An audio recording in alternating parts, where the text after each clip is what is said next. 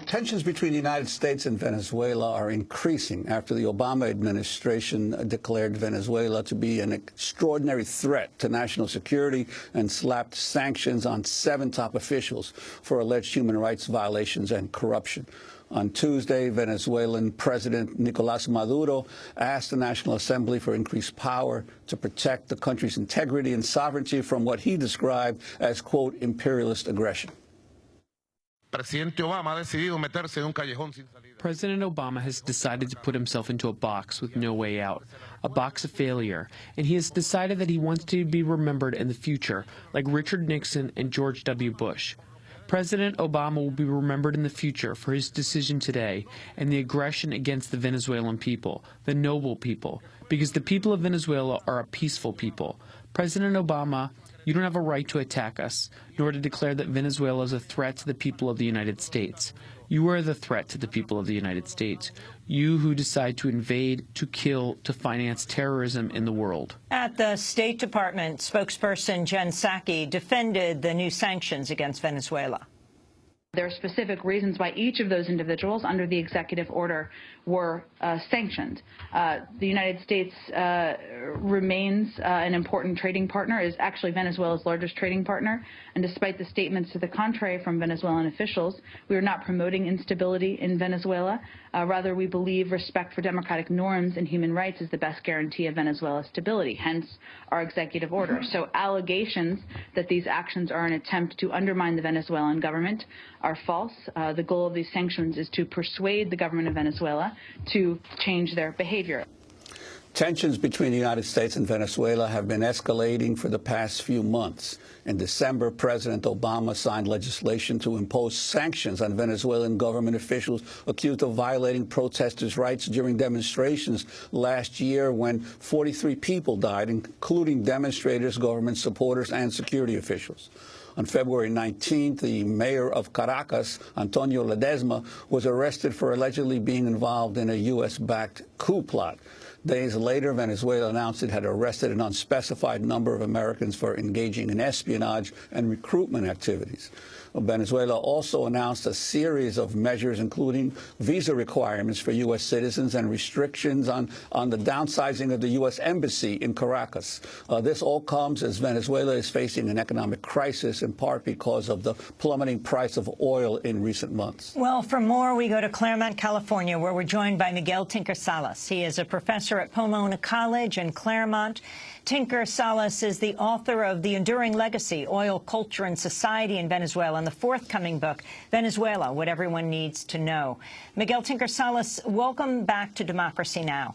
If you can start off by talking about the significance of President Obama declaring Venezuela to be an extraordinary threat to the national security of the United States. Well, I think it's a dramatic escalation and largely an unnecessary escalation of existing tensions between both countries. What is the objective of this? Is the objective here to appease the right in the U.S.? Looks like the video is just frozen, but let us go for Professor Tinker Salas, go right ahead. Yes. Well, I think that it's an unnecessary and dramatic escalation of tensions between both countries. It comes on the heels of the fact that Obama in December of 2014 issued the sanctions. But those sanctions come after the House approved sanctions against Venezuela. So it's been an increase in tensions beginning since the time that Obama announced that he would begin to normalize relations with Cuba. So that on the one hand, we have an effort, theoretically, to normalize relations with Cuba while we maintain an embargo, and on the other hand, to create the image of Venezuela as the new Cuba, as the new country to be sanctioned. So in many ways, it's extremely counterproductive. On the one hand, we're expected to believe it responds to the interest of the U.S., particularly in terms of Obama in addressing the right in the U.S., but the reality is how it's read in Latin America is once again the U.S. And big stick diplomacy. It's read in terms of intervention. And the notion that the U.S. does not support coups is ludicrous on its face. And we we have the 2009 coup in Honduras, which you extensively covered, which was very clearly the U.S. was involved. The same thing with Lugo in Paraguay a couple of years later. So obviously the U.S. seeks to increase Venezuela's isolation, or to dramatically increase Venezuela's isolation, and continue a Bush policy of trying to inoculate Latin America from Venezuela, leading to essentially its own destabilization. Well, Professor, you've made the comparison or the contrast, really, between U.S. government reaction to alleged human rights violations in Venezuela versus what is happening in Mexico. Could you talk about that? Well, the U.S. policy falls apart when we talk about that precise example. In the case of Venezuela, the issue is made, and it's, again, a very condemnable act, the death of 43 people in Venezuela in February of last year during protests. All sides condemn the violence, but in that case, people died on both sides of the political spectrum. In fact, military officers and police were targeted by right-wing protesters. So those actions are condemnable, and again, they merit attention of Venezuela, and they should be prosecuted. But the reality is that in Mexico, 43 students disappeared in Ayotzinapa in the state of Guerrero, and hardly a peep from the U.S. It took weeks for the State Department to actually respond. So we have a duplicitous policy, on the one hand highlighting human rights issues in Venezuela, while on the other hand turning a blind eye to what is really a humanitarian crisis in Mexico, with over 80,000 dead, 40,000 disappeared, and 15 million people being expelled from their own country. So that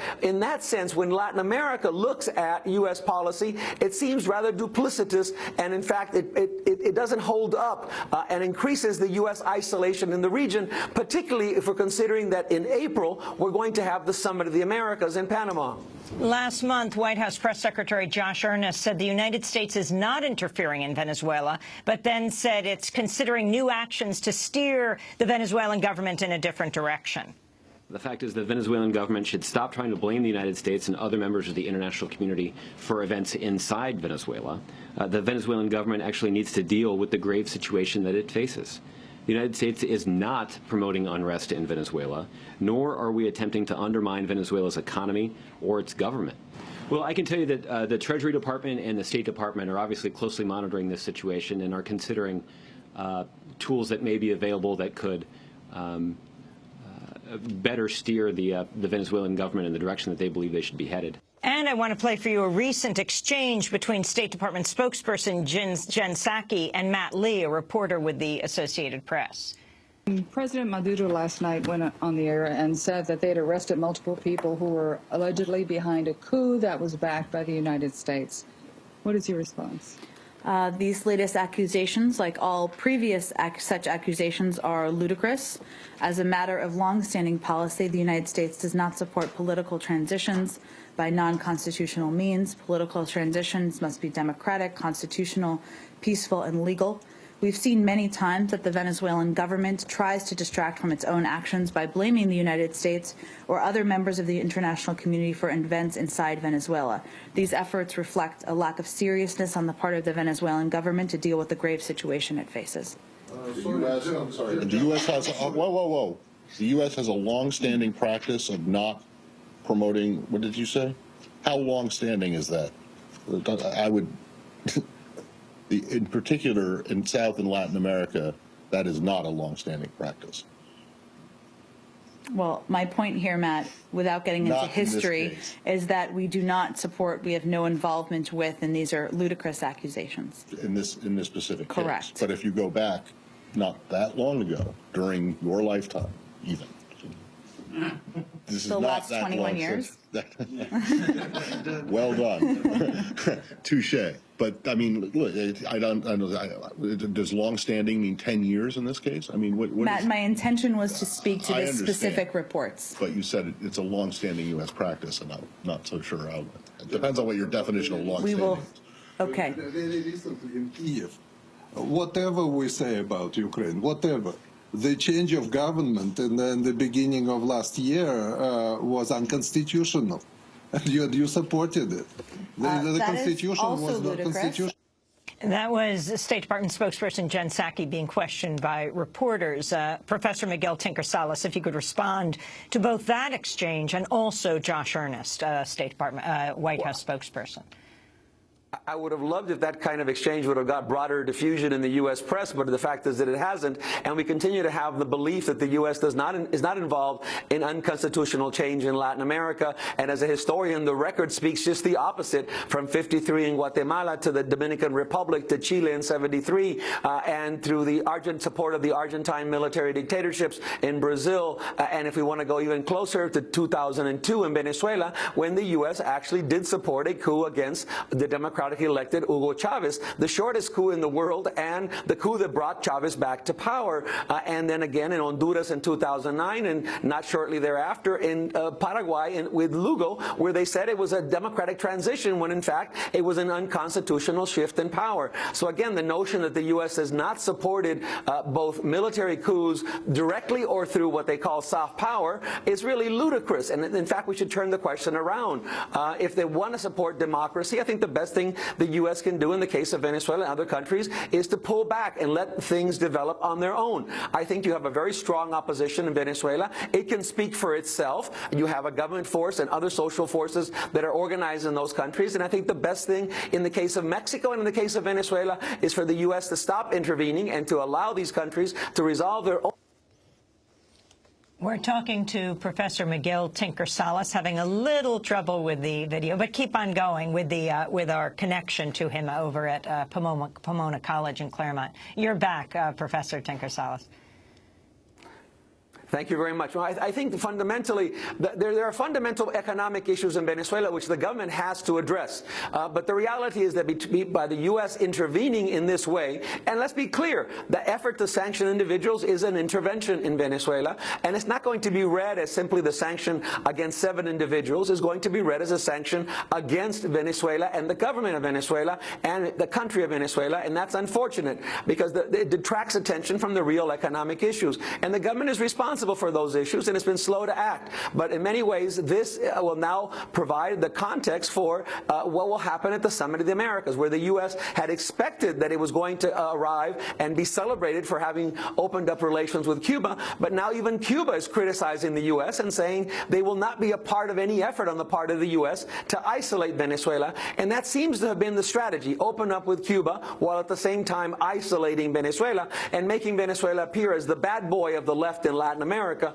And I think that policy failed under Bush, and it's failed under Obama as well. Well, but Professor Tinker-Salas, what about all of the reports we're seeing in the commercial media here in the United States about the increasing crisis in Venezuela? What's your assessment of how President Maduro has functioned since he succeeded to the presidency after the death of President Chavez? And what about these issues of increasing economic spiraling inflation and economic problems in the country? No doubt. I think President Maduro has been very slow in responding to the crisis. I think that effort to retain an unworkable exchange rate, 3 different exchange rates, and protect the Venezuelan bolivar was untenable. I think that they took way too long to respond to that process. I think that may have exacerbated the crisis. There have been steps taken recently to let the Venezuelan bolivar float, to actually normalize that process. They should be able to provide greater and greater access to dollars. Venezuela it consumes, it imports most of what it consumes. That's been the sad reality since 1935, when Venezuela became the world's second largest exporter of oil, and then became the world's first largest exporter of oil.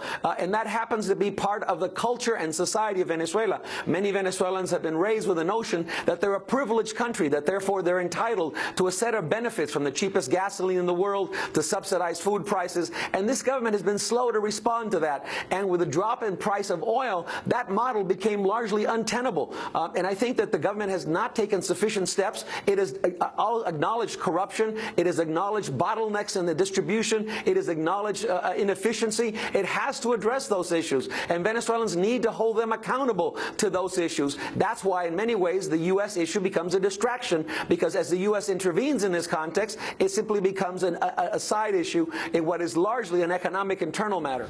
Earlier this month, Venezuelans marked the 2nd anniversary of the death of President Hugo Chavez. This is Domingo Robledo, who is president of the Sinai Communal Council. Siento el mismo dolor que sentí hace 2 años. ¿Me entiende? I feel the same pain I felt 2 years ago. Talking about Chavez is like talking about the loss of a father, and we truly feel like this because today we have a working-class president, a revolutionary, a socialist, and many of us have made the error of saying that Maduro is not Chavez. However, it's totally the opposite because everyone says we are Chavez. Venezuelan opposition member Maria Corina Machado also commented on the death of Hugo Chavez. We are reaping what was sown during Hugo Chavez's mandate, the destruction of the productive capacity of the country, of institutions and its independence, including the confrontation and polarization of society as state policy. Professor Tinker Salas, if you could respond and also comment on whether the U.S. would be taking this tack in dealing with Venezuela if it didn't have oil. No, I think fundamentally that Venezuela has the world's largest reserves on oil. And I think oil, I've always said, follow the oil, and you will be able to understand what is happening in Venezuela, what is happening between Venezuela and the U.S., what is happening between Venezuela and the rest of the world. So I think that's fundamental. I think that the figure of Hugo Chavez is still the most powerful political figure in Venezuela. He represents a watershed in Venezuelan history, contrary to what Maria Corina Machado has indicated. Nonetheless, I think there is some truth to the fact that what Venezuela faces today is some of the excesses that occurred during the Chavez period and some of the issues that weren't fully resolved during the Chavez period, and that is the dependence on oil, that is a non-functioning exchange rate, and that is the dramatic growth without, at the same time, a parallel growth in productive capacity within the country. Those remain some of the challenges the country faces, and it highlights the dependence that many third world countries have on export products, particularly one as strategic as oil. And what about the, since the death of Chavez, the impact on all of the regional alliances that Chavez sought to create, not only low-cost oil to other countries in Latin America, but new economic unions of the South in terms of promoting economic integration? What's happened there?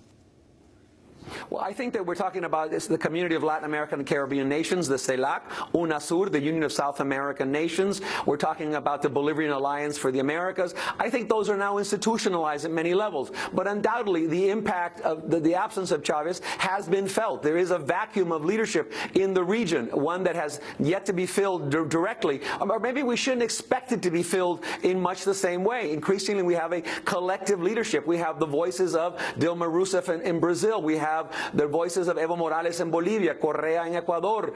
We have multiple voices that are evident here, but it's also clear that they have been under attack. The U.S.'s resolution on sanctions on Venezuela, I think, seeks to promote fissures within those alliances. We've seen Biden traveling to the Caribbean, Biden traveling to Central America, trying to find fissures in the other institution, which was Petrocaribe. So I think that they have been under difficult conditions. I think that they have been tested. I think the U.S. is looking for fissures within those alliances by promoting the Pacific Alliance of nations that have bilateral trade relations with the U.S. and by promoting the Trans-Pacific Partnership. So I think that that looms large now in the context of the drop in oil prices and the drop of other export products. So that the U.S. is clearly strategically testing that relationship, and we're going to see how that carries out with the Summit of the Americas in April in Panama. Is there any relationship between what's happening, the U.S. approach to what's happening in Venezuela, and the U.S. involvement in the negotiations with Iran right now? I don't see necessarily a direct link, but I see some continuation in how these relations have been, in fact, linked and coupled in the U.S., and that is that the U.S. is increasingly, the Obama administration is taking a more right tack, particularly as it negotiates with Iran towards Venezuela, and the same way as it negotiates with Cuba, it takes more of a right tack in dealing with Venezuela. So while it tries to cover its right flank in the U.S., while it negotiates with Cuba and it negotiates with Iran.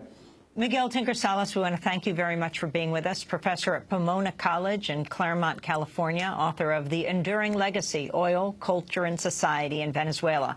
We look forward to your next book, Venezuela, What Everyone Needs to Know.